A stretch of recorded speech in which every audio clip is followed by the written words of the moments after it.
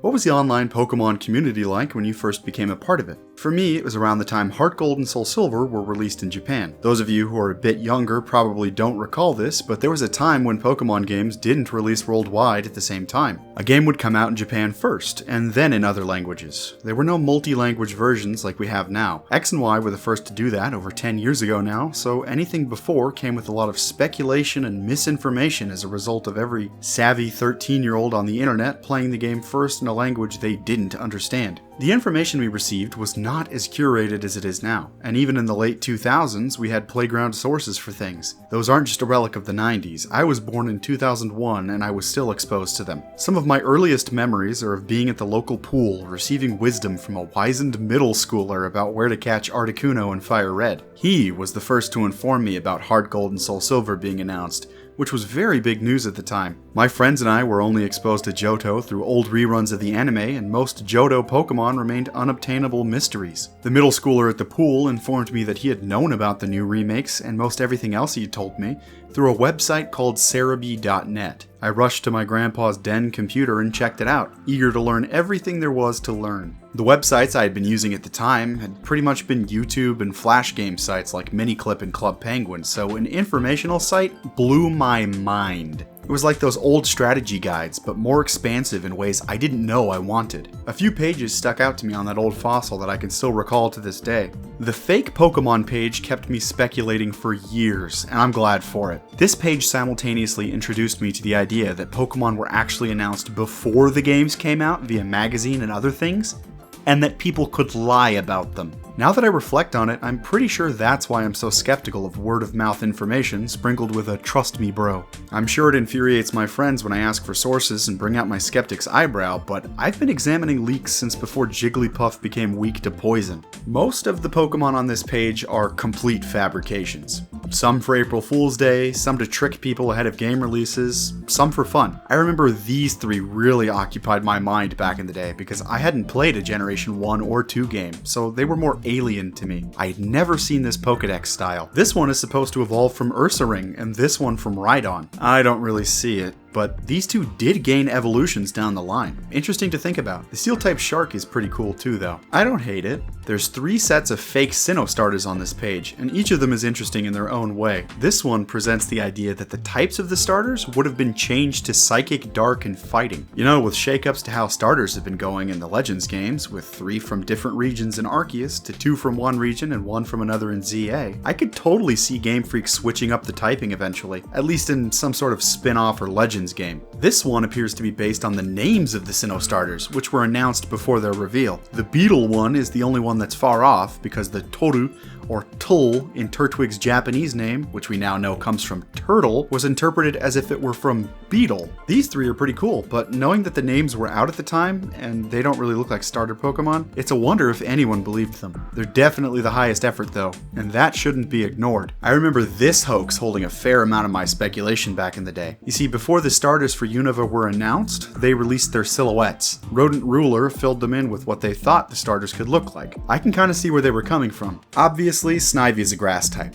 Its silhouette has a lot of leaf-like shapes. Tepig's silhouette has that little springy tail with a ball though, which really evokes the Meryl line's flotation organ. Through the process of elimination, Oshawott ends up the fire type, and its silhouette can be easily turned into a polite little fire-type fox. I like it. Kinda looks wise beyond its years, but I'm glad we got what we got. Not all of them ended up being complete fiction though. This is not too far off from what Bonsly actually ended up looking like. A few months later, in July of 2005, Bonsly made its first appearance ahead of Diamond and Pearl in the movie Lucario and the Mystery of Mew. Another subsection of these fakes are the ones that ended up being actual Pokemon. These 2 are hoax versions of Magmortar and Riolu. The Magmortar is a mess, but the Riolu one was spot on. As far as I can tell, when this hoax image was created, Lucario hadn't yet debuted in its movie, and there was no indication that it evolved from anything. In fact, Lucario was the first titular Pokemon in a movie that wasn't a legendary. As a result, there was a fair amount of speculation about its legendary status even. Here's a thread from after Diamond and Pearl were released in Japan, but not yet in English. These are some of the reasons provided for why Lucario isn't a legendary by the users of Serebii.net's forums in 2006. It can evolve.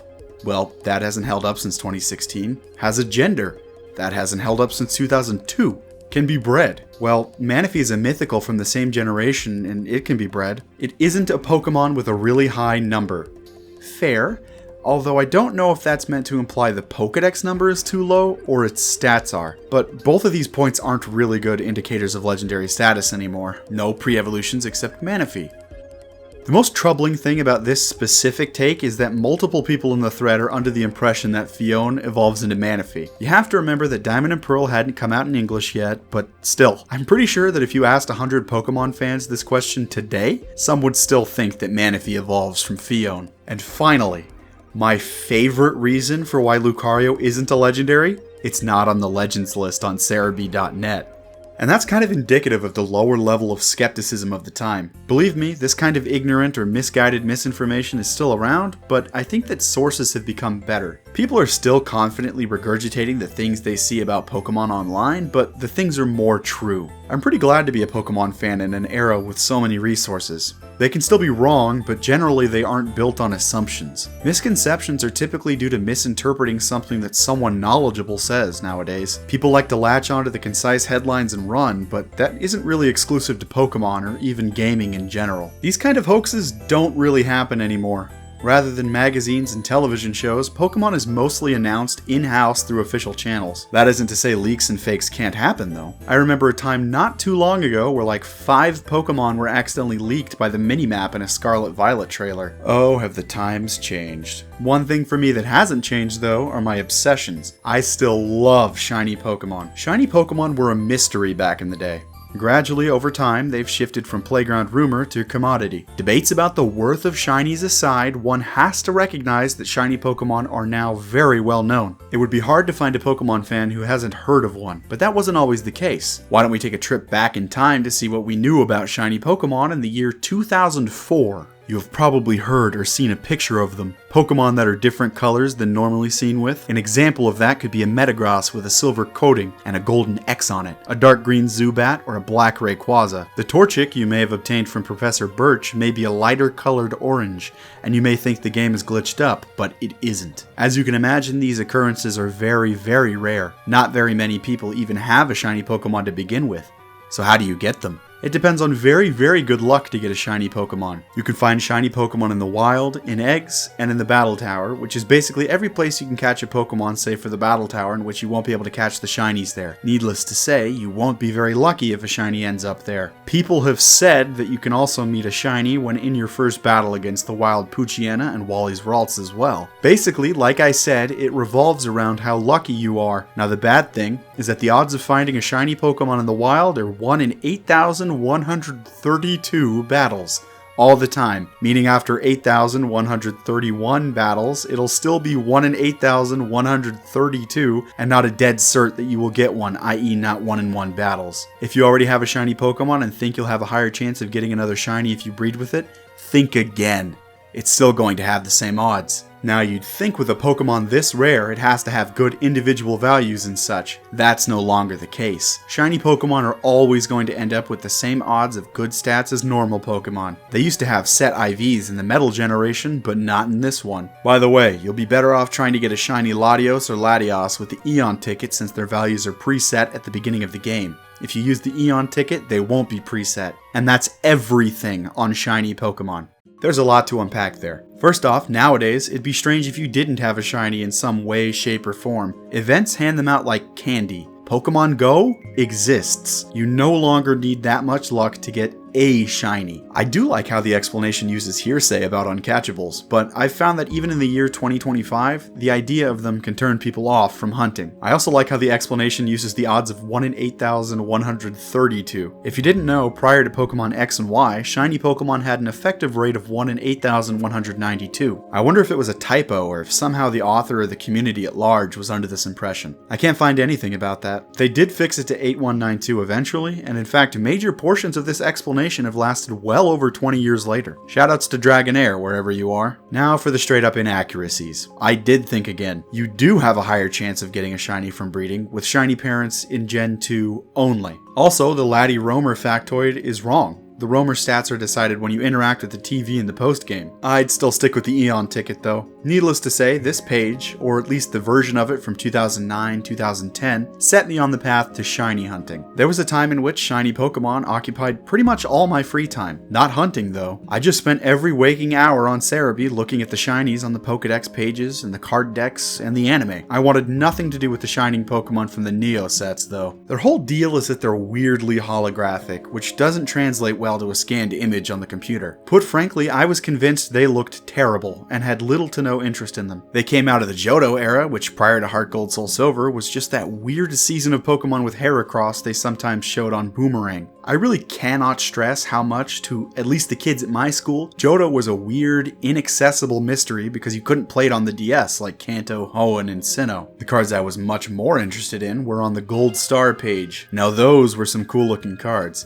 And the scanning process didn't misrepresent them to an 8-year-old me. Just look at that confident shiny Pikachu. Dude had it and a bag of chips. Shiny Pokemon in the anime were equally mystifying. I thought it was so cool that Serebii kept track of that. Bulbapedia has a page on it now, but Serebii was the first one I remember. They still update it to this day, but some of those screenshots are still grainy. That's what I like most about this page, and Serebii in general. The variable quality with a wholehearted attempt to document. That's sort of the theme of old Pokemon sources. They were expansive, they were honest, but they could be wrong, and they were made with the tools of the day. On the topic of the anime, the banned episodes list was also really interesting to me as a kid. I'm sure you've all heard about how Beauty and the Beach was banned in the US due to James growing assets, and Electric Soldier Porygon for causing epileptic seizures. This webpage documents them with some inaccuracies born out of the ignorance of the era. A lesser known example of a banned episode is The Ice Cave, an episode featuring Jinx. This version of the page I found from 2005 doesn't quite get the reason for it being banned. The two potential explanations offered by the editor of this page are that Brock almost kisses a Jinx, and that in the episode he exhibits symptoms of SARS. What?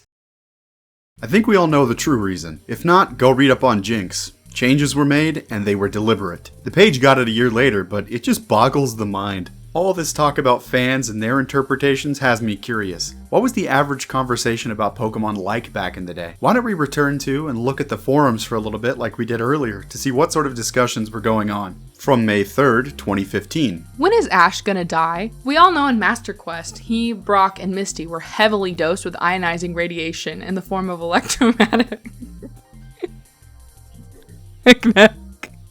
radiation. So his DNA is already logically fatally damaged, and he's soon to die from cancer or radiation poisoning. So when do you think the writers will finally have him expire? Kinda sounds like the coma theory on crack. From June 12th, 2007. Predictions on the 5th generation. It's been nearly 2 months since the release of Diamond and Pearl, and already, I bet Nintendo is already working on the 5th generation. They wouldn't be working on it now. DP hasn't been released here in Australia yet. At the very least, they're thinking of one Pokemon, but that would be in its early stages. They probably won't do this now that I think about it. What I think they should do, though, is make up an excuse for scrapping most of the existing Pokemon and starting again. Some sort of radiation that makes them all mutate would be good, because any more than 500 seems slightly excessive. Feel free to tell me if this is a terrible idea. Wow, that's kind of what ended up happening. Generation 5 did pretty much do away with the existing designs. This guy was ahead of his time. Any more than 500 is excessive, though. That's tough to read here in the future, where we have over 1,000. I wonder where this person is now. Poor Nidoqueen from November 15th, 2005. Nidoran M, Nidorino, and Nidoking can breed. But how come you can breed Nidoran F or Nidorina, and the queen of all Nidos, Nidoqueen, can't? Is this about the menopause thing? Isn't that unfair for poor Nidoqueen? People are prejudiced against women. Deal with it. Yes, even Game Freak. Because the world is sexist, and no, I won't deal with it. The best thing a woman can do is be herself. And if you like, I can pull up a beautiful picture of Nidoking and a pregnant Nidoqueen. The brilliant minds of 2005, everybody. And that's about it for what I wanted to cover in this video. Serebii.net was a huge part of my childhood, and I'm grateful that we have tools like the Wayback Machine to take a glimpse back into the past. This was but one path down memory lane, and I'm open to doing more in the future. If you'd like more, the best way to let me know is by commenting, liking, or subscribing. Also, feel free to comment sharing what you remember from the days gone by of the Pokemon internet. I'd love to know what you reminisce on. While I've got you here, I'd like to extend a very special thanks to my pals Poker Rage AH, Circadian TTV, and my sister for providing voices during the forum segment. I've linked them down below where applicable. Please go check them out. If you'll excuse me though, I need to go extinguish some flame wars. Something wonderful has happened.